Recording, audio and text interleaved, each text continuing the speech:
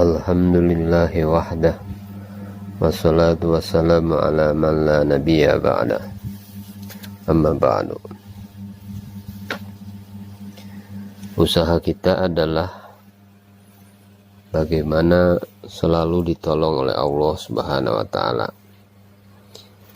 Amalan-amalan saja belum cukup mendatangkan pertolongan Allah Subhanahu wa ta'ala. Tetapi bagaimana, yaitu amalan dari seseorang yang memiliki sifat-sifat dalam. Maksud daripada dakwah ini adalah merubah sifat-sifat dalamnya. Kalau tidak merubah sifat-sifat dalam, namanya bukan dakwah. Diceritakan di dalam Al-Quran bagaimana kisah Talut dan pengikutnya.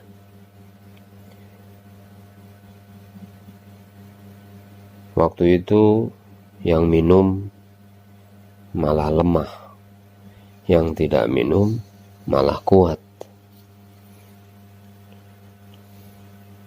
Ini maksudnya adalah pelajaran bagaimana ketaatan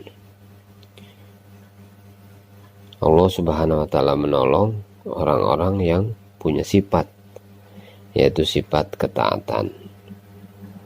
Mereka ditolong walaupun sedikit. Yang sedikit ini menang karena kekuatan ketaatan. Kam min fi'atin qalilatin ghalabat fi'atan katsiratan biiznillah. Menang dengan izin Allah. Jadi Allah Subhanahu wa ta'ala ini menolong orang-orang yang sabar. Jadi kisah Talut ini yang menang atas Jalut ini menjadi pelajaran. Karena ketaatan, pada saat kehausan ada air saja tidak diminum. Ini mendatangkan pertolongan daripada Allah Subhanahu wa ta'ala. Dakwah saja tidak cukup, tetapi pertolongan Allah Subhanahu wa ta'ala ini akan datang di dalam kesabaran di dalam dakwah. Ahli-ahli dakwahnya itu memiliki sifat sehingga ditolong oleh Allah Subhanahu wa ta'ala. Bagaimana sifat ahli Badar? Mereka taat walaupun tidak semuanya siap. Wa inna fariqam minal mu'minina lakarihun. Tetapi sifat ahli Badar ini sabar, taat, takwa. Maka Allah Subhanahu wa ta'ala beri pertolongan, sehingga Allah Subhanahu wa ta'ala turunkan malaikat. Ittastaghitsuna rabbakum fastajaba lakum anni mumiddukum bi alfin minal malaikati murdifin. Allah ingin menggembirakan orang-orang beriman. Jadi ini pertolongan Allah. Pertolongan dari Allah Subhanahu wa ta'ala, bukan dari malaikat. Sehingga dari sini dapat pelajaran, sampai kepada malaikat pun maka kita jangan terkesan. Jangan sampai terkesan dengan segala keadaan-keadaan. Jangan terkesan dengan makhluk-makhluk Allah Subhanahu wa ta'ala. Pertolongan ini datang dari Allah Subhanahu wa ta'ala. Untuk merubah daripada sifat-sifat itu, maka kita perlu pengorbanan. Untuk mewujudkan sifat-sifat yang mulia itu, maka kita perlu pengorbanan.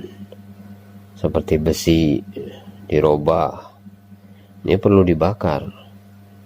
Untuk sampai jadi, ini perlu dibakar dulu. Seperti kayu juga dirobah dulu, perlu dipotong, perlu digergaji.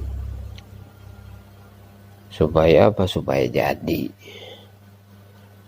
Nah, demikian juga emas dirobah, perlu digodok dulu untuk jadi emas murni. Ini pengorbanan bisa kita lihat bagaimana Allah Subhanahu wa taala telah jadikan contoh teladan bagi kita seperti pengorbanan Abu Bakar.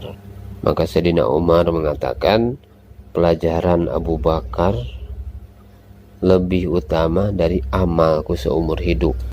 Ini maksudnya apa pelajaran daripada Abu Bakar ini? Yaitu jangan sampai menunda perintah Allah Subhanahu wa taala. Ini pelajaran daripada Abu Bakar.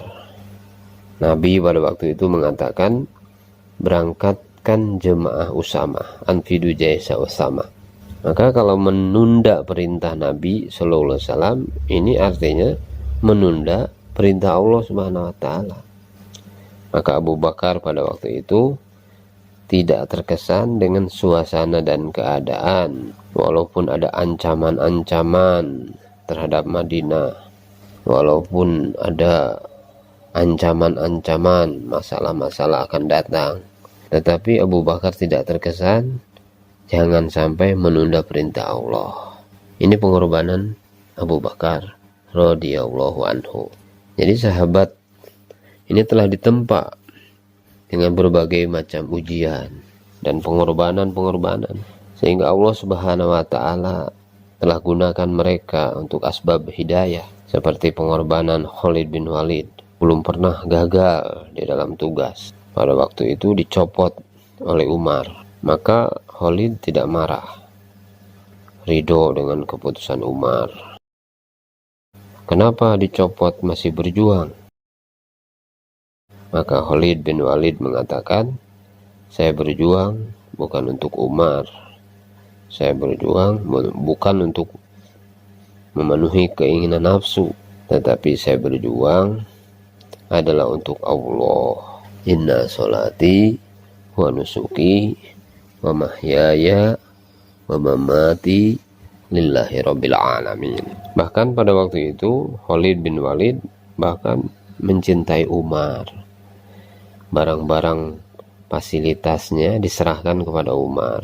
Beliau mengatakan, Umar ini orangnya adil. Wahai Khalid, mengapa kamu tidak berontak saja? Ada sebagian yang bertanya kepada Khalid. Maka dijawab oleh Khalid bin Walid, selagi Umar radhiyallahu anhu ada, maka tidak akan ada fitnah.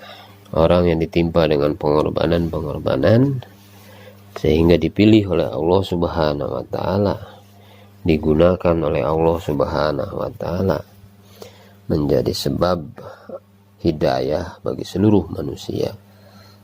Sehingga orang-orang yang membaca kisah daripada Khalid bin Walid meneladani dan menjadi pelajaran bagi mereka dalam sejarah, karena pengorbanannya luar biasa, yaitu Umar bin Abdul Aziz. Ini kehidupannya berubah total, dari kemewahan menjadi sangat sederhana, dari santai-santai menjadi mujahadah. Kalau selepas Isya, maka waktu ini digunakan untuk muzakarah akhirat. Nah, setelah itu beliau menangis sampai subuh. Jadi tangisan-tangisan habis Isya ini hari ini sudah tidak ada lagi. Kita lebih banyak tidur di malam hari. Tidak ada kerisauan atas agama, tidak ada kerisauan atas umat. Maka beliau selama menjadi khalifah ini bahkan belum pernah menyentuh daripada istrinya. Maka beliau mengatakan, saya tidak mampu muasyarah dengan istri. Dengan asbab daripada pengorbanan beliau, maka keadaan pun dirubah oleh Allah Subhanahu wa taala, sehingga binatang-binatang buas ataupun serigala tidak mau memangsa daripada kambing. Ini sampai demikian keamanan yang terjadi pada waktu zaman Umar bin Abdul Aziz. Suatu ketika penggembala kambing tertidur. Begitu terbangun terkejut, ada seekor serigala memakan kambingnya. Maka dia menyimpulkan berarti Umar bin Abdul Aziz telah meninggal dunia.